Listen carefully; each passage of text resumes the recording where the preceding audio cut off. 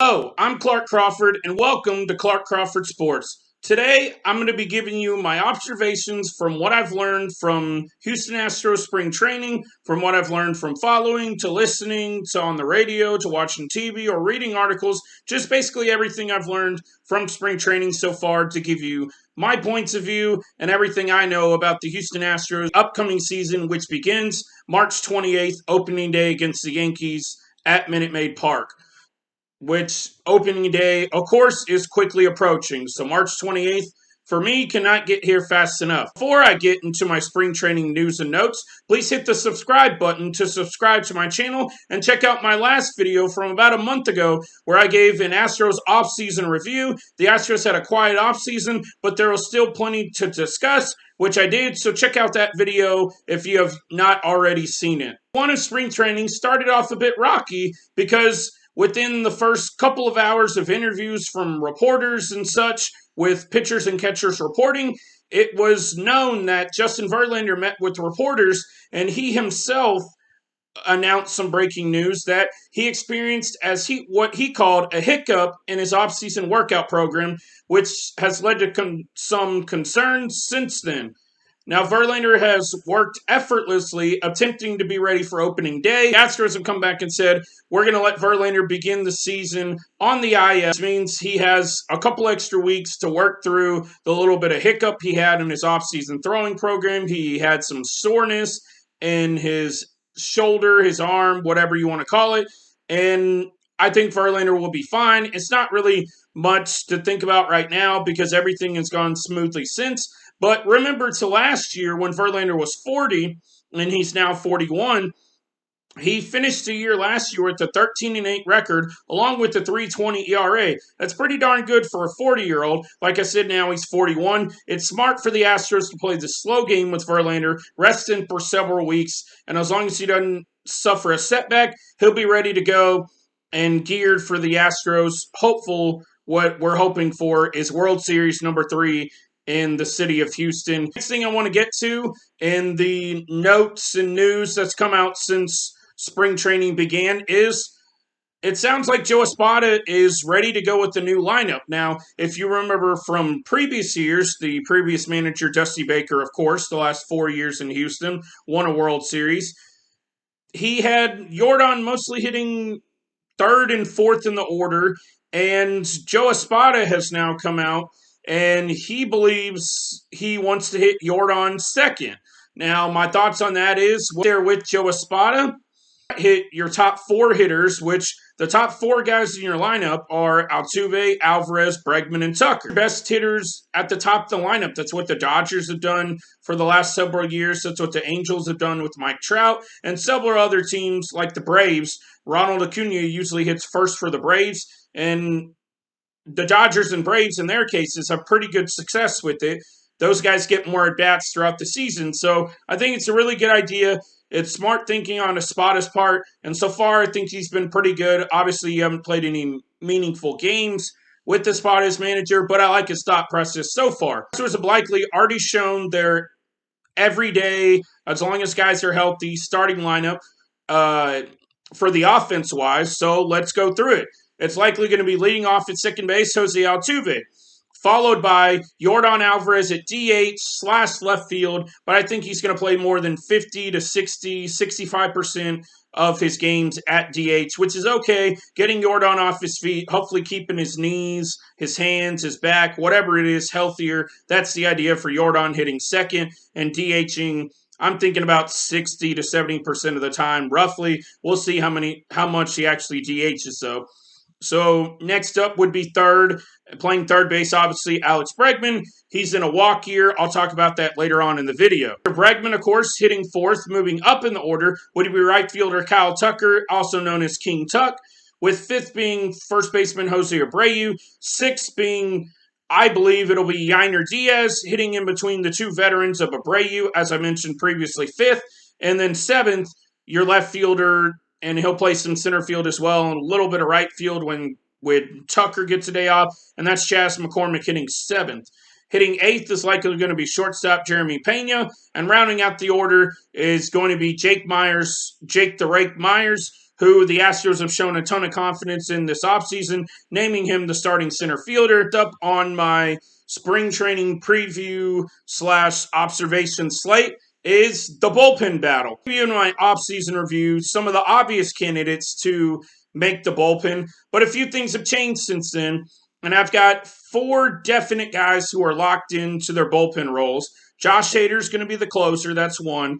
Ryan Presley's the 8th inning guy. That's 2. Brayu's the 7th inning guy. That's 3. And Rafael Montero, who's looking for a bounce-back season, is likely your 6th inning guy. The other guys vying for those bullpen spots, something I've learned over the offseason, I believe another guy who's locked in, though it's not official as of right now, is Brandon Bielak. So right now, I have Brandon Bielak as the 5th guy in the bullpen. He would be your long reliever. Something I've learned this offseason is Brandon Bielak is out of minor league options. So this means, if you don't follow baseball as closely as I do, this means if Brandon Bielak does not make the team, he's been a key part of the Astros for the last 3, 4, 5 seasons, up and down in the major leagues and the minor leagues. He's out of minor league options. So that means if he does not make the Astros opening day roster, he must be placed on waivers, which means any other team has the right to claim Brandon Bielak.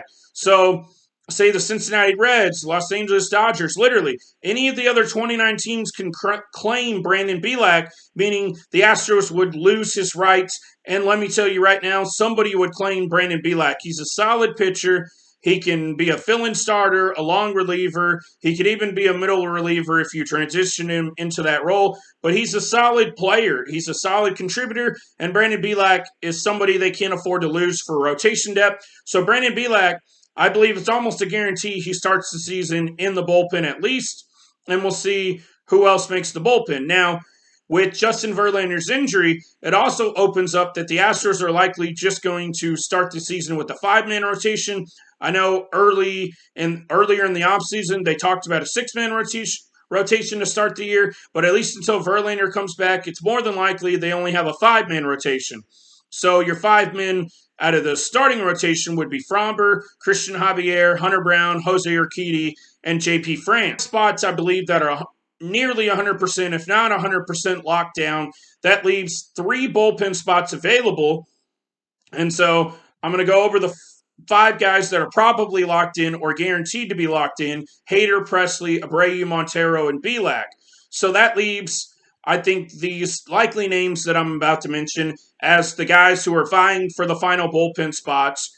And I believe it's going to be down to these 5 names for the final 3 bullpen spots to start the year. And obviously it'll shrink to 2 when Justin Verlander, as we know, should come back sometime in April. So the guys vying for those bullpen spots, and these are guys that are still in spring training. There are some other guys I mentioned in the first video who have already been cut or they've been sent back to minor league camp.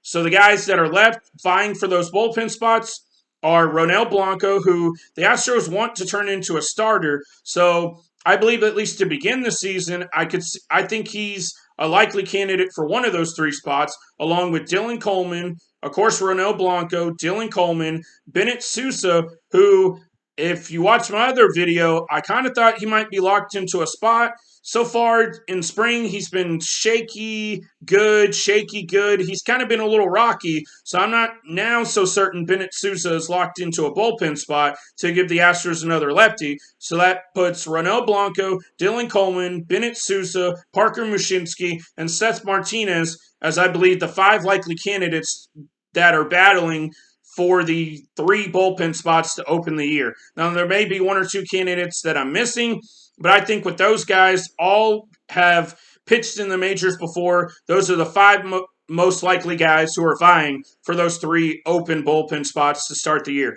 There could be somebody else who swoops in and steals one, but those are the 5 names I'm keeping my eyes closely on to take over those spots. Last order of business I want to get to is the Alex Bregman hopeful potential contract for Astros fans. We all want Bregman to stay, but we'll see what happens. Obviously, as we know, right around just before spring training broke, Jose Altuve got a 5-year contract extension that starts next season. 5 years, $125 million, well-deserved, a nice team-friendly contract. And now the next guy up to pay is Alex Bregman. He'll be 30 before next season starts. And do you pay Bregman the long-term money? I'm going to give it to you short. As of right now, I don't see Alex Bregman as an Astro next year. Now, can things change? Absolutely.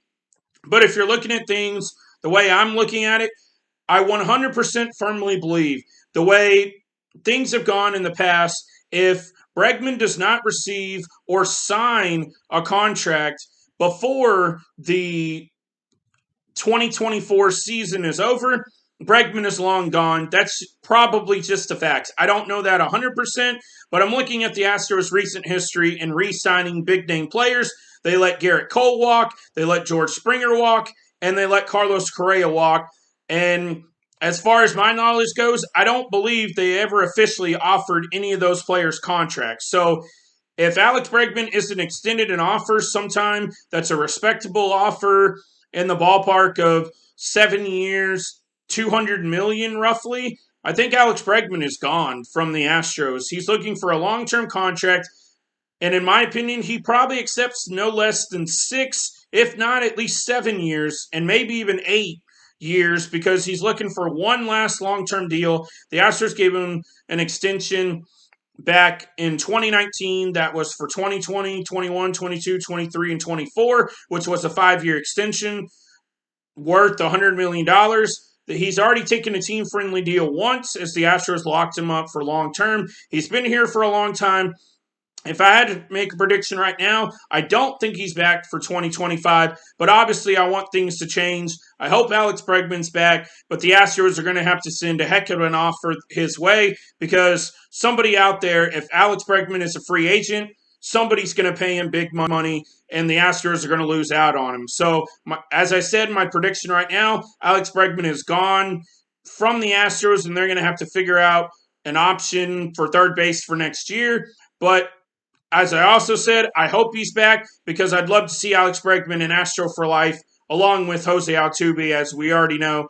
And we all expected Jose Altuve to be an Astro for life, and that was proven with the contract extension he signed. But sadly, Bregman's not going to take 5 years for $125 million.